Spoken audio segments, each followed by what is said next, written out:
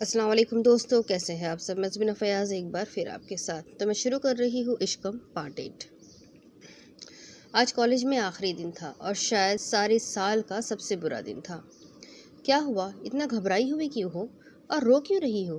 Kitchen में वापस आकर काम में लगते हुए उन्होंने कुन अखियों से उसे देखते पूछा तो कश्माला ने चेहरे से ग्लास हटाते हथेली से गालों को रगड़ लिया। नहीं तो रो तो नहीं रही, वो झूठ बोलना नहीं जानती थी। मुमानी ने गहरा सांस लिया। अच्छा, फिर आंखों में कुछ चला गया होगा। जाओ कपड़े बदल लो, मैं खाना लाती हूँ। उन्होंने उसे अपनी आंखों के सामने पलते बढ़ते देखा था। उसकी रग रग से वाकिफ थी वो कितनी खौफजदा थी उसके चेहरे पे लिखा था। लेकिन उसकी और सहर मुमानी की कब इतनी दोस्ती थी कि वो एक दूसरे से कुछ कह लेती या सुन लेती। दोनों पे अपने अपने खौल में बंद किस कदर तकलीफ़ में थी। दोनों कहने से घबराती थी और दोनों ही को समय की ज़रूरत थी, मगर दोनों ही कुछ भी कहने से घबराती थी। कश्माला ने ग्लास शेल्फ पे रखा और फिर सर झुकाए किचन से निकल गई। बैग उठाकर कदम सीढ़ियों की जानिब बढ़ा दिए। कमरे में आते ही उसने धकेल कर कमरे का दरवाज़ा खोला और फिर एक नम आँखों से वीरान से कमरे को देखा। ये कमरा उसकी ख्वाबों ख्वाहिशों का मकबरा था। आंसू एकदम से कुछ देर कब्ल का वाक़या सोच कर निकलने लगे। कश्माला ने खरामा चलते कदम बेड की जानिब बढ़ाए, हाथ में पकड़े बैग को बेड पे रखा और सर पे मौजूद चादर को खींच कर उतारी और फिर बेड पे बेबसी से फेंक दी। ज़िंदगी इतनी क्यों मुश्किल है मम्मा, इतनी तंग क्यों है? मेरा इस तंगी में दम घुटने लगा है। मुझे सच हिचकी बंधी, सुझाई नहीं देता कि क्या करूं। माँ जिंदा नहीं थी, लेकिन फिर भी उसके हर दुख सुख की साथी थी। आज के वाक़ये के बाद तो उसे वैसे ही रोने के मौके चाहिए थे। फुपक फुपक कर रोते उसने पाँव से जूता उतारा और टांगे बेड पे चढ़ा ली। बार बार इकराश का फटा गिरेबान और गुस्से भरी अपनायत उसे याद आ रही थी और वो उलझती जा रही थी। इकराश बिन हाथ से मुसलसल टकराव में वो सारी ज़िंदगी का मदार खोती जा रही थी। दिल था कि आज अलग ही अंदाज में धड़कने लगा था। वो खौफज़दा हो गई थी। मोहब्बत और मकसद एक साथ रख दिए जाते वो बिल्कुल अफोर्ड नहीं करती थी, और दिल जिस ख्वाब को पाने की ख्वाहिश करने लगा था वो ख्वाब उसके मकसद में कहीं जगह नहीं रखते थे। उसे पाकिस्तान की बेहतरीन डॉक्टर बनना था। ऐसे में इकराश बिन हाथ का उसकी ज़िंदगी में आना उसको अजीब मुश्किल में डाल रहा था। अब एक मसला मोहब्बत था तो दूसरा वहम। मोहब्बत को पाने के बाद वहम। माशरे से घबराने वाली लड़की मोहब्बत भी माशरे के खौफ से नहीं कर रही थी। उसने किताबें पढ़ी थी और उसकी किताबों ने उसे यही सिखाया था कि अगर वो एक संजीदा और नॉर्मल इंसान रहना चाहती है तो उसे मोहब्बत से दूर रहना होगा। लेकिन अब उसे एकदम से ये काम मुश्किल लगने लगा था। एक गैर शख्स के लहजे में फ़िक्र ने उसे उलझा कर रख दिया था। उसे वो शख्स अपना हमदर्द अपना लगने लगा था। पल भर को लम्हा लगा था उसके खौफ से खुद को आज़ाद करवाने में, और अब सुर्ख सायरन बड़े ज़ोर और शोर से बजने लगा था। ये खतरे का अलार्म था। कश्माला ने रोते रोते सर तकिए पे फेंका और चेहरा तकिए में छुपा लिया। शाम के साए गहरे हुए तो इकराश बिन हाथ कमरे से निकल आया। आज का सारा दिन उसने नाक में बंधी पट्टी की वजह से घर में गुजारा। दोस्तों से भी बस मुख्तसर बातचीत की थी। अब रात हुई तो उसे एकदम से चांद और सितारे एकदम से याद आने लगे। अक्टूबर का इख्तिताम भी शुरू हो चुका था। उसके साथ ही नवंबर में आने वाली ठंडी हुई भी अपने आने का पता देने लगी थी। गोया कि कराची में सर्दी का मौसम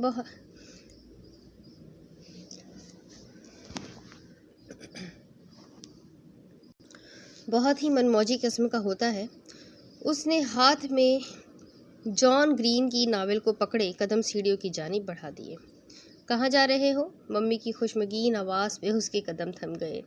कल से जब से उसको उन्होंने ज़ख्मी हालत में देखा था उनका मूड शदीद ऑफ था। देख तो रही है मैं छत पे जा रहा हूँ, टक्का सा जवाब दिया। उन्होंने जवाबन घूरा। कम बोलने की आदत डालो और मार कटाई से भी अब बाज आ जाओ। जो तुम्हारे हालात है, कश्माला के घर वालों ने तुम्हें देखते ही इनकार कर देना है। मम्मी के पास आज की बड़ी अच्छी धमकी थी। इकराश मुस्कुराया और फिर वापस मजबूत चाल चलता उनके सामने जाकर खड़ा हो गया। سیاہ بال اس کے ماتھے پہ گر رہے تھے، سیاہ آنکھوں میں عجیب سی چمک تھی۔ ممی کے منہ سے اس دشمن جاں کی آواز سن کر جو دلی راحت ملی تھی، چہرے کی مسکراہٹ سے عیا ہو گئی تھی۔ ممی فوراً نرم پڑی۔ کشمالہ اکراش بن ہاد کی ہے، اور جو چیز اکراش بن ہاد کی ہو اسے کوئی اکراش بن ہاد سے چھین نہیں سکتا۔ اس کی آنکھوں میں عجیب ہٹیلا پن تھا۔ ہانیہ اسے دیکھ کر رہ گئی۔ اکراش ضد والی بات نہیں ہے بیٹا، اگر وہ انکار کرے بھی تو ہمیں اس کی رائے کا احترام کرنا ہوگا۔ ہانیہ نے اس کے کندھے کو نرمی سے سہلاتے سمجھانا چاہا۔ اکراش مسکرایا۔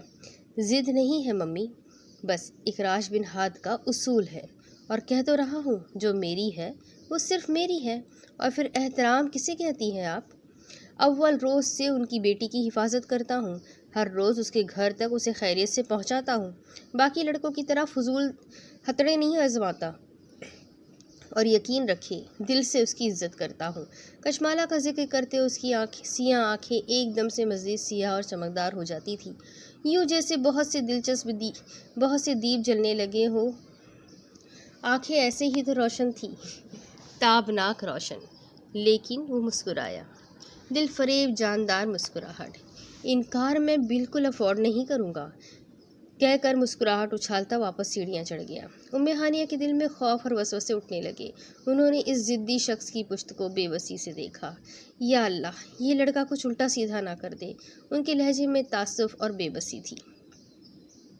سورج کی کرنیں افق کے دامن میں چہرہ چھپا چکی تھی۔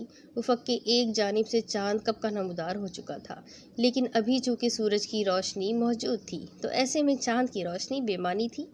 کشمالہ چھت کی منڈھیر پہ تھوڑی ٹکائے آسمان کو دیکھ رہی تھی۔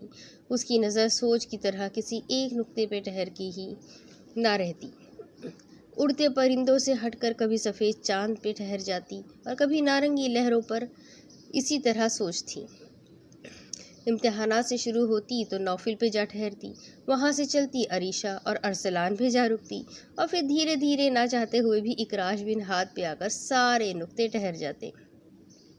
وہ سر جھٹکتی، واپس ذہن کو ہلاتی جھلاتی سوچتی کہ جب وہ پاکستان کی بہترین ڈاکٹر بن جائے گی تو وہ کیا کرے گی؟ کسی ٹی وی چینل کو انٹرویو دے گی اور کسے منع کر دے گی؟ وہ کمائے گئے پیسوں سے کیا کیا فلاحی کام کرے گی؟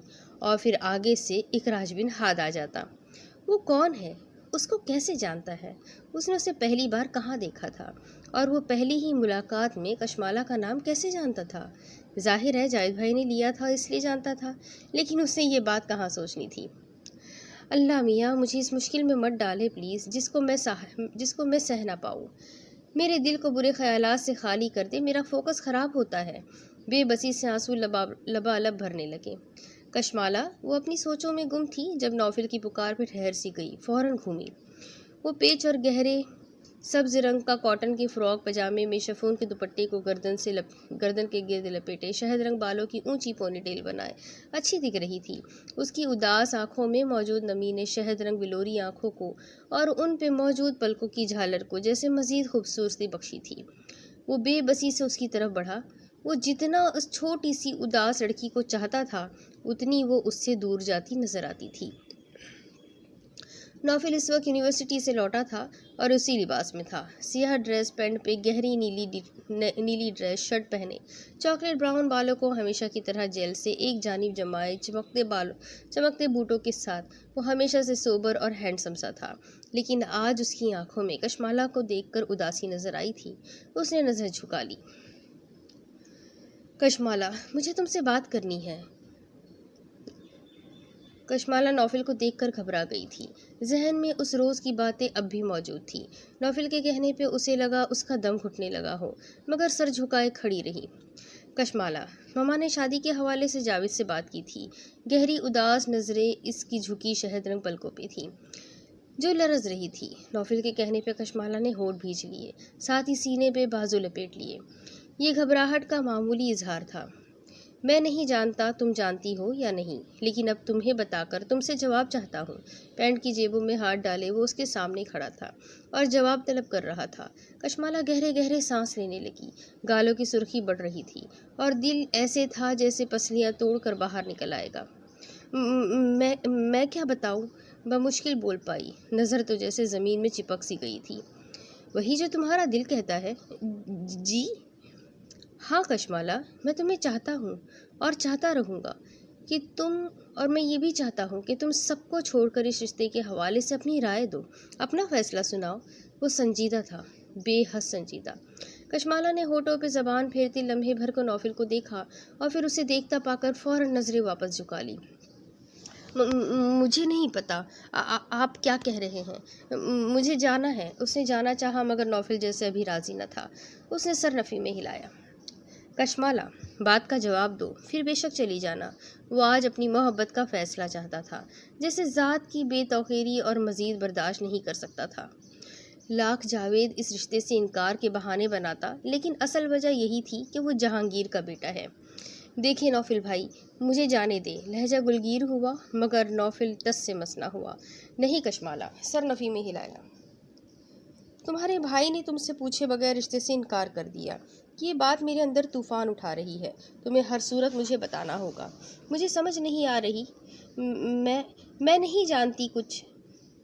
اس نے پہلی بار نظر اٹھا کر نم آنکھوں کو کسی کی آنکھوں میں ڈالے کہا، مگر نوفل کی بے چینی ایک دم سے مزید بڑھ گئی۔ نوفل نے ان آنکھوں کی سنہری روشنی کو دیکھا اور پھر ہاتھ جیبوں میں ڈال لیے چلتا ہوا اس کے قریب آیا۔ کشمالا، کچھ فیصلے انسان کی زندگی بچاتے ہیں، اور محبت میں کیا گیا ہر فیصلہ ہمیں کہیں نہ کچھ ضرور سکھاتا ہے۔ پلیز مجھے اپنا آپ دے دو۔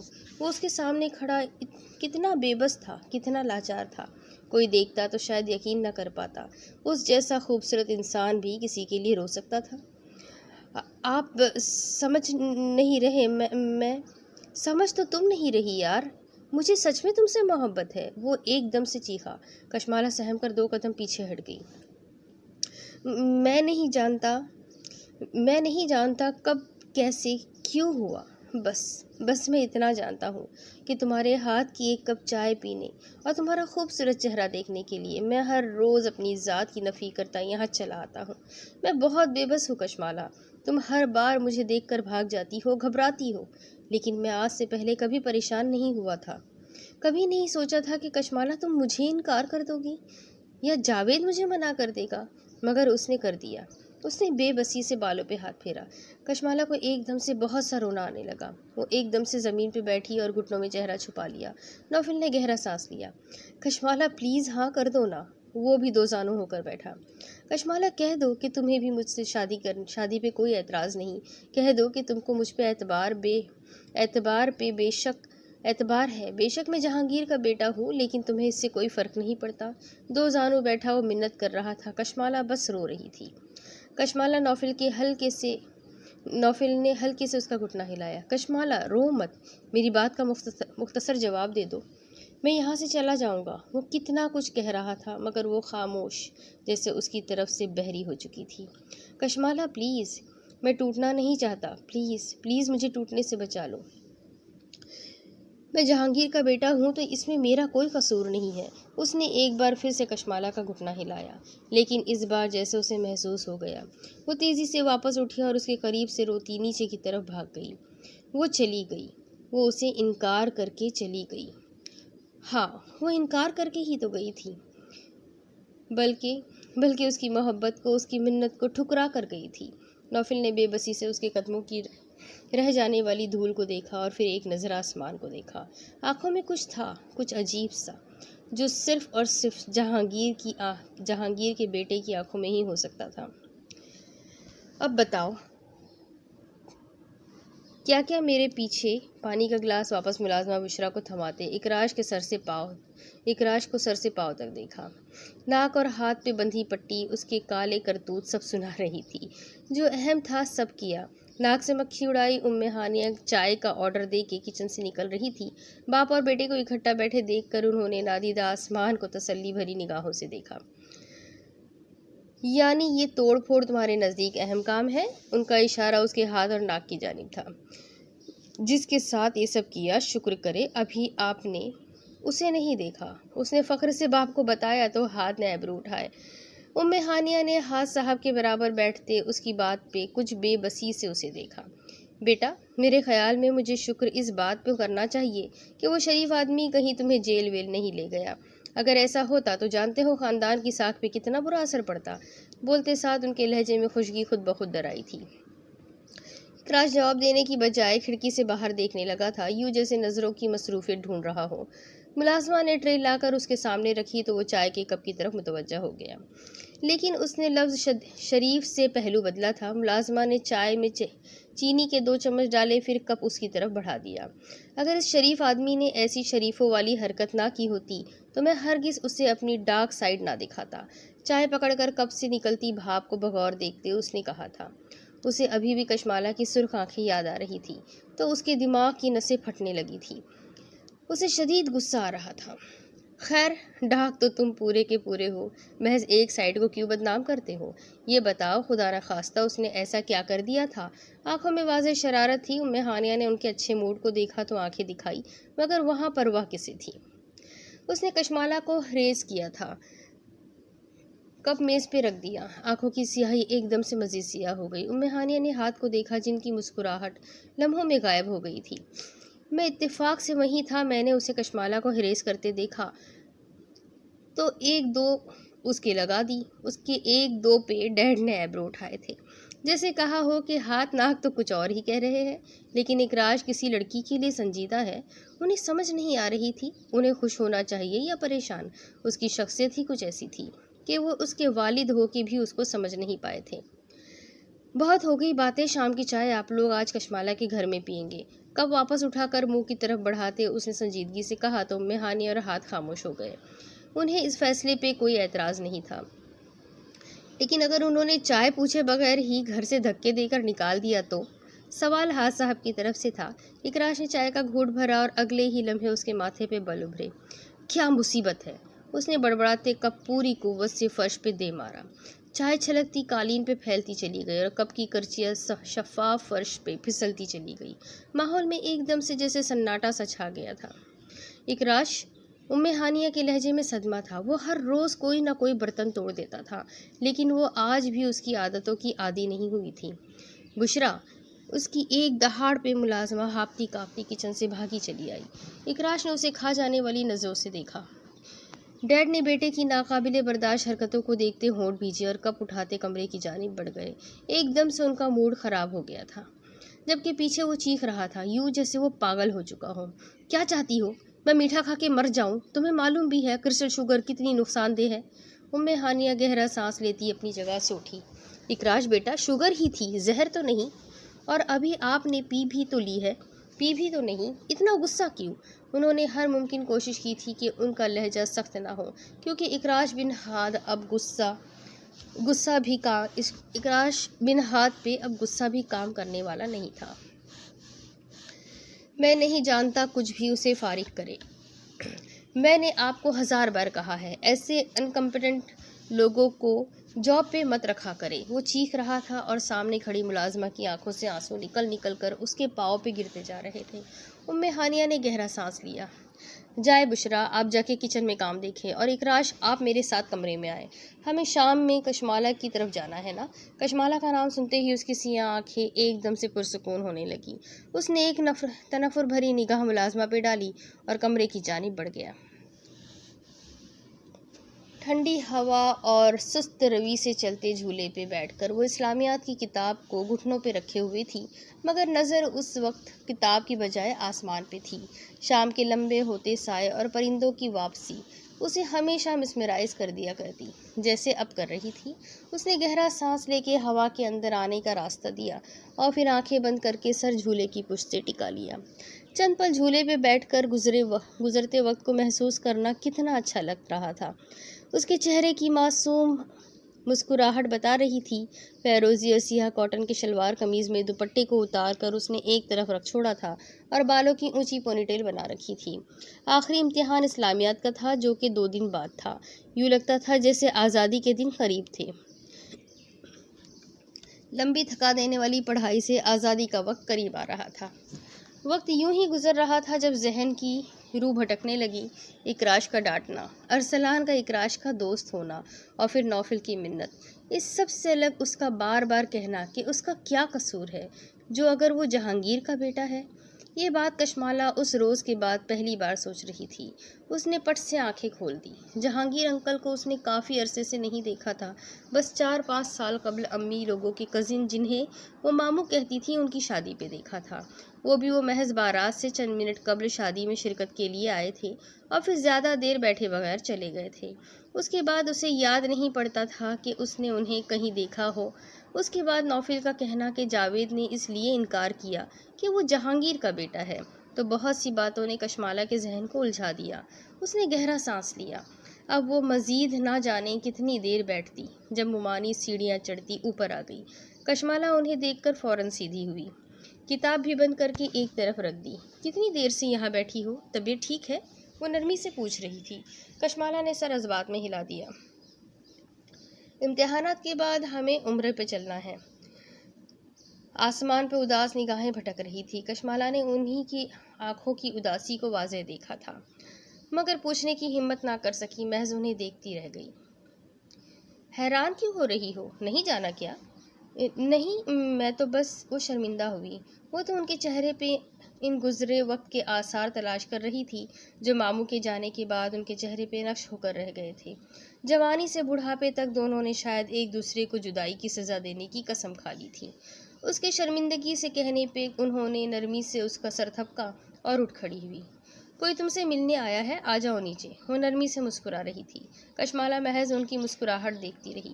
وہ جانے لگی تو اس نے اپنی آواز پہ ان کو رکتے محسوس کیا۔ ممانی، اگر مسائل ایک دوسرے کو کہہ دینے سے حل ہوتے ہوں تو بھی ہم ایک دوسرے سے کہتے کیوں نہیں ہیں؟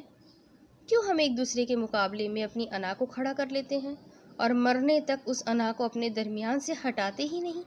پہلی بار شاید وہ ان سے ان کی اداسی کا راز پوچھ رہی تھی۔ ممانی اسے دیکھ کے رہ گئی۔ محض ایک فرد کے چاہنے سے کچھ نہیں ہوتا کشمالہ۔ ان کی آنکھوں کے کنارے اپنی بے وقتی پہ بھیگنے لگے۔ انہوں نے چہرہ موڑ لیا۔ نیچے آ جاؤ کہہ کر فوراً سیڑھیوں کی طرف بڑھ گئی۔ کشمالہ کے اندر ایک دم سے اداسی بڑھ گئی۔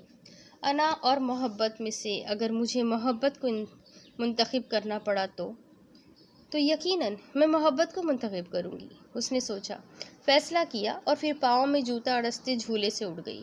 اس کے قدم بھی سیڑھیوں کی جانب تھے۔ اس نے جس وقت ڈرائنگ روم میں قدم رکھے وہاں موجود حضرات لمحے بھر کو خاموش ہوئے تھے۔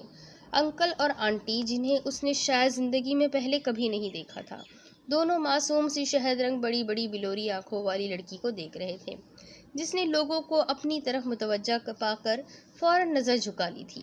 اس کے گال ایک دم سے بہت سرخ ہوئے۔ جاوید نے گہرا سانس لیا۔ کشمالہ ادھر آؤ۔ جاوید حاج صاحب کے بائیں جانب صوفے پہ بیٹھا تھا۔ کشمالہ کو پکارا تو وہ سر جھکائے ان کی طرف بڑھ گئی، جبکہ ہاد اور ام ہانیہ بس خاموشی سے اس معصوم اور پھول جیسی بچی کو دیکھ رہے تھے جس کا نام اس کی شخصیت کی عکاسی بہت خوب کرتا تھا۔ جاوید، آپ انہیں اپنے پاس کیوں بٹھا رہے ہیں؟ ہمیں اپنی بیٹی سے تعارف تو کروانے دیجیے۔ بیٹا ادھر آئے ہمارے پاس۔ ام ہانیہ کے کہنے پر کشمالہ نے لمحہ بھر کو ناسمجھی سے انہیں دیکھا اور پھر جاوید کے اشارہ کرنے پہ ان کے پاس جا بیٹھی۔ اس کے دل کی حالت اس کی نم ہتھیلیوں سے واضح تھی۔ ایک دم سے اسے اکراش کی باتیں یاد آئی تھی۔ امتحانات کے چکر میں وہ تو بھول ہی گئی تھی کہ اس نے رشتہ بھیجنے کا کہا تھا۔ احساس ہوتے ہی اس کا دم ایک دم سے گھٹنے لگا۔ اس نے شرمندہ نگاہوں سے بھائی کو دیکھا جو حاج صاحب سے گفتگو میں مصروف تھے اور ساتھ میں چھوٹی چھوٹی چائے کی چسکیاں بھی لے رہا تھا۔ وہی ہوا جو ہونا تھا۔ جاوید نے وہیں بیٹھے بیٹھے انکار کر دیا، نہ وقت مانگا اور نہ کچھ اور، صاف کہہ دیا کشمالہ ابھی چھوٹی ہے اور اسے کشمالہ کو پڑھانا ہے۔ مسٹر ہاد نے اس کو جلے پاؤں کی بلی کی طرح لاؤنج میں چکر کاٹتے دیکھ کر کہا تو ام ہانیہ نے انہیں چپ رہنے کا اشارہ کیا۔ مزید وہ کچھ کہتے تو یقیناً باپ بیٹے کے درمیان جھگڑا ہو جاتا۔ ڈیڈ، میں نے کہا بھی تھا کہ سنجیدگی سے بات کرنی ہے ان سے۔ میں ساتھ جاتا تو شاید جواب یہ نہ ہوتا۔ وہ غصہ کنٹرول کرنے کی ہر ممکن کوشش کر رہا تھا۔ اس کی سیاہ آنکھوں میں واضح بے چینی تھی۔ ام ہانیہ نے گہرا سانس لیا جبکہ حاج صاحب نے بے پرواہی سے شانے اچکا دیے۔ پہلی بات، ہم نے بہت سنجیدگی سے کشمالہ کے گھر والوں سے بات کی تھی، اور دوسری بات، اگر تم ساتھ جاتے تو شاید گیٹ سے ہی چلتا کر دیتے، کیونکہ جیسا انداز تھا جاوید کا تمہارا نام سن کے مجھے اندازہ ہو گیا تھا کہ ضرور تم نے کوئی نہ کوئی ایسی فضول حرکت کی ہے جس کی وجہ سے انہوں نے سوچنا بھی گوارا نہ کیا۔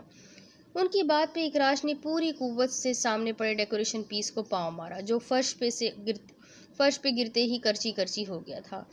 ہانیہ نے تعصب سے اپنے بیٹے کو دیکھا۔ ڈیڈ، میں نہیں جانتا، مجھے وہ لڑکی چاہیے تو مطلب چاہیے۔ اس کا انداز ایسے تھا جیسے اگر بات نہ مانی تو دنیا تباہ و برباد کر دے گا۔ یہ کیا طریقہ ہے اکراش؟ وہ لڑکی ہے، جیتی جاگتی لڑکی، وہ کوئی کھلونا نہیں ہے جسے جا کے مارکیٹ سے خرید لیا جائے۔ انہوں نے ناگواری سے اسے ٹوکا تو اکراش نے بال مٹھی میں بھیجتے ماں کو دیکھا۔ ممی، آپ میری بات بھی تو سمجھے نا، وہ اس کا بھائی اس کی شادی کسی اور سے کر دے گا۔ میں سچ میں اس کے لیے سنجیدہ ہوں۔ تیزی سے ہانیہ کے گھٹنے کو پکڑا۔ اس کے لہجے میں منت تھی۔ ہانیہ نے اس کے ہاتھ پکڑ لیے۔ اکراش بیٹا، ہم نے ان سے بات کی تھی، لیکن وہ لوگ کہہ رہے ہیں کہ ابھی کشمالہ چھوٹی ہے۔ ان کا جواز ایسا کوئی غلط بھی نہیں ہے۔ بیوی کی بات کے جواب میں ہاد نے کہا تو اکراش نے بے بسی سے مڑ کر ڈیڈ کو دیکھا۔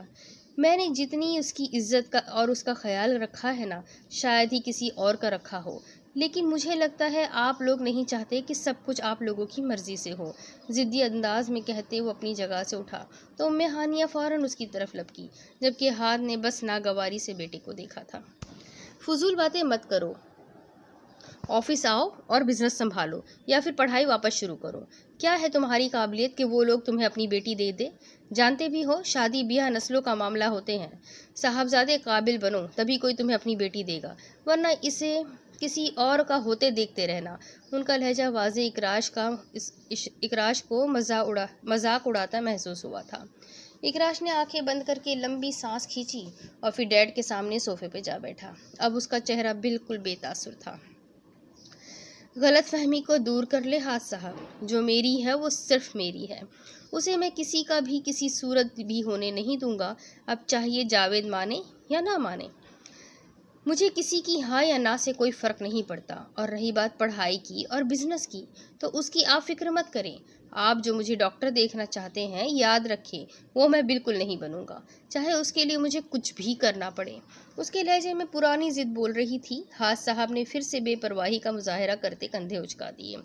مجھے تمہاری دھمکی یا فیصلوں سے کوئی خوف نہیں، جو کرو گے خود بھگتو گے۔ میں جو کہہ رہا ہوں بہتر ہے سمجھ جائے، ورنہ اپنے انکار اور اپنے اس بے پرواہ رویے کے ذمہ دار آپ سب خود ہوں گے۔ انگلی اٹھا کر بے تحاشا لہجے میں اس نے لفظ پہ زور دیتے واضح کیا تو ہانیہ ہاد اور اکراش کے درمیان سینڈوچ بنی دیکھتی رہ گئی۔ صبح کا دوسرا پہر تھا۔ جاوید دفتری کاموں میں الجھا تھا اور اس وقت سر کھجانے کی بھی فرصت نہیں تھی۔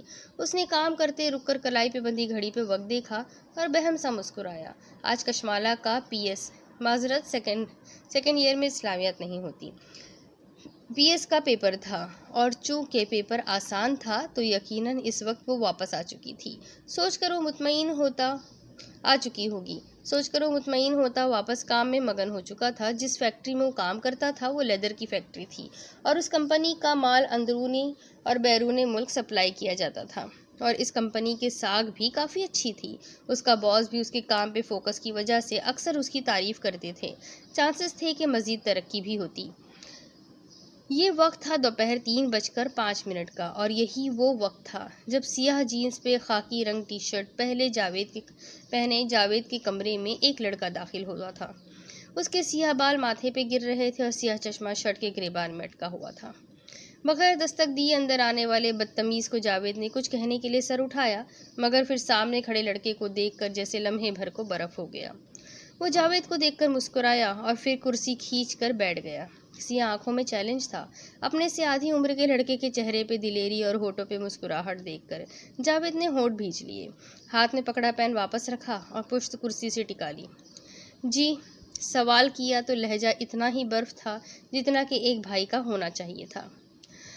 آپ نے کشمالہ کے لیے انکار کیوں کیا؟ وہ سیدھا کام کی بات پر آیا۔ یہ سوال پوچھنے آئے ہو؟ جاوید کے ماتھے پہ بل ابھرے۔ اکراش سنجیدگی سے انہیں دیکھتا رہ گیا۔ اگر بس یہ سوال پوچھنے آئے ہو تو جا کے اپنے ماں باپ سے پوچھو۔ دیکھیے بھائی، آپ جس لڑکی کے بھائی ہے وہ لڑکی میرے لیے بہت بہت اہم ہے۔ اور کس بنیاد پر؟ جس طرح جاوید مسکرایا تھا، اکراش بن ہاس سرد پڑ گیا۔ بنیاد مت پوچھیں، بس سمجھیں۔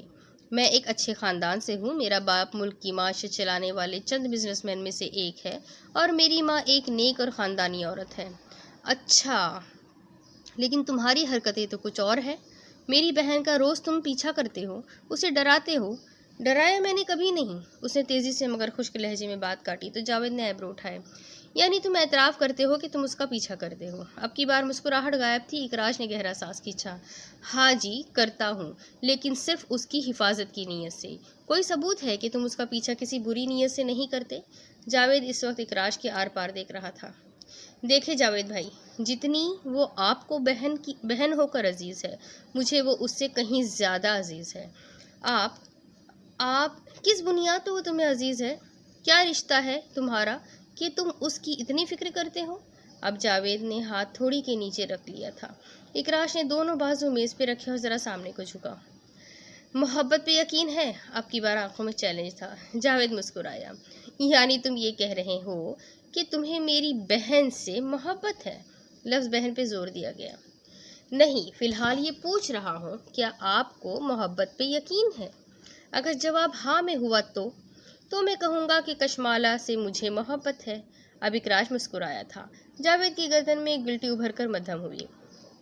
جانتے ہو، تم اس وقت ایک بھائی کے سامنے اس کی بہن کا ذکر کر رہے ہو۔ چاہو تو زبان کاٹ کر ہاتھ میں تھما سکتا ہوں۔ آپ نے بنیاد پوچھی تھی، میں نے سیدھا محبت کا اعتراف کیا، اور اس سے بھی پہلے بہت شرافت سے رشتہ بھیجا تھا۔ کیا آپ کو لگتا ہے میں نے کچھ غلط کیا؟ اچھا چلو ٹھیک ہے، میں مانتا ہوں کہ تم نے ایک اچھا قدم اٹھایا، لیکن تم مجھے یہ بتاؤ، تمہیں کیوں یقین ہے کہ تمہیں کشمالہ سے محبت ہے؟ تم جانتے ہو، جس عمر میں تم ہو، اس عمر میں ہر لڑکے کو ہر کسی سے محبت ہو جاتی ہے، ہر روز کرش ہو رہا ہوتا ہے۔ میں نے آج تک کبھی کوئی غلط کام نہیں کیا۔ جاوید کے ایبرو اٹھے تھے۔ میں نے لڑکیوں کے ساتھ غلط تعلقات نہیں بنائے۔ مذاق اور شرارتیں اپنی جگہ، لیکن یقین رکھیں میں عورتوں کی بہت عزت کرتا ہوں۔ یہ جھوٹ ہے، جاوید نے سوچا۔ آپ اگر میری عمر کو بنیاد بنا کر انکار کر رہے ہیں تو بتائیں میں کیسے خود کو بڑا کر لوں؟ میری مجبوری ہے، میں اپنی عمر کو بڑھا نہیں سکتا۔ اس کے لہجے میں بے بسی در آئی۔ جاوید نے گہرا سانس لیا۔ پہلی بات، اگر تم عورتوں کی عزت کرنے والے ہی ہوتے تو کبھی کشمالہ کا پیچھا نہ کرتے، بازار میں اس کی کلائی نہ پکڑتے۔ جس سے محبت کی جاتی ہے اس کی عزت کا بھی خیال رکھا جاتا ہے۔ تم جانتے نہیں ہو مجھے تم پہ کتنا غصہ تھا، لیکن تمہارے والد صاحب اور آنٹی مجھے بہت سلجھی ہوئی خاتون لگی۔ میں نے ان کا لحاظ کرتے ان کے سامنے کوئی سخت الفاظ نہیں کہے کہ کہیں وہ شرمندہ نہ ہو جائے۔ ٹھیک ہے، میں معذرت چاہتا ہوں، اس نے ہاتھ اٹھائے، لیکن میں سچ میں آپ کی بہن کو چاہتا ہوں۔ مجھے اس سے بہت اچھے انداز میں دین اور قانون کے مطابق شادی کرنی ہے۔ مہربانی کرے اجازت دے دیں۔ اس نوجوان کا انداز ایسا تھا کہ جاوید مسکرائے بغیر نہ رہ سکا۔ اب اس کے آگے کی سٹوری میں آپ کو اگلی قسط میں سناتی ہوں۔ آگے کیا ہوگا یہ جاننے کے لیے میرے ساتھ بنے رہیں۔ اگلی قسط میں پھر ملیں گے، تب تک کے لیے اللہ حافظ۔